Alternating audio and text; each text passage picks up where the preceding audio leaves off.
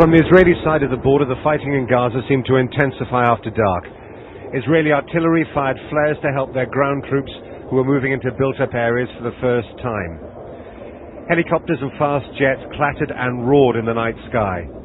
Away from the cameras, Israeli military ambulances moved past the BBC position.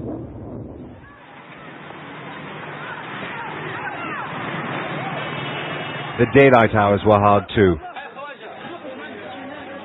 This was further south, an attack on the crowded streets of Rafah on Gaza's border with Egypt. The message from Israel is that it is interested in a ceasefire, but not yet. That means no respite for Gaza civilians.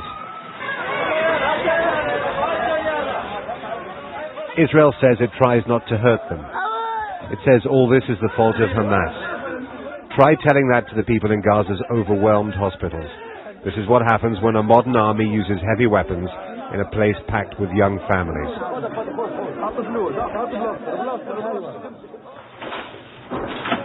International journalists have not been allowed into Gaza by Israel, but Rushdie Abu Alouf, one of the BBC's Gaza-based producers, is there. We are inside the emergency room of Shifa Hospital, where hundreds of kids, women and children have been brought to this hospital for medical treatment. Doctors are struggling here to cope with the situation. We have seen as many as 900 people are being treated in that hospital. The doctors are talking about running out of medicine. Every essential medication is being a heavy shortage here in Gaza, as well as blood. We have many amputations, head injuries, and of course for a hospital in this situation to have every day more and more disaster patients coming in, it's extremely difficult to handle. How you are coping? I'm not coping, the Palestinians are coping. And the Palestinians do all they can.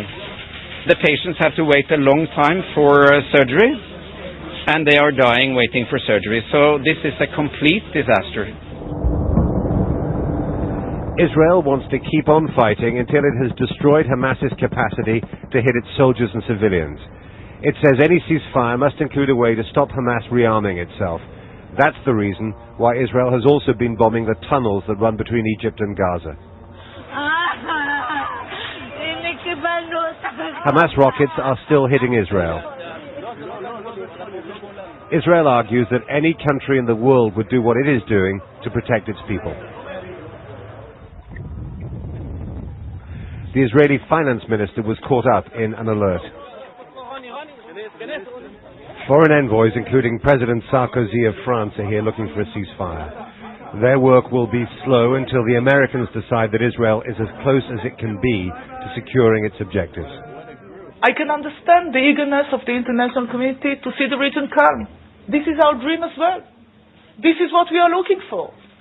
Unfortunately, there are those who cannot accept the idea of living in peace in this region. From his hiding place in Gaza, the senior Hamas leader Mahmoud Zahar sent out a message. He told Palestinians they were paying a tax for resisting Israel and that victory would come.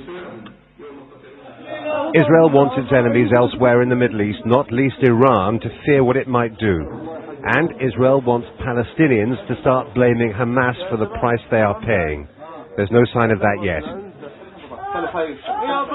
This man in Gaza is saying goodbye to his dead son. His wife and 2 other children were also killed. We don't know if he supports Hamas, but he's paid the heaviest price imaginable, and he won't be the last. Jeremy Bowen, BBC News, on the Israel-Gaza border.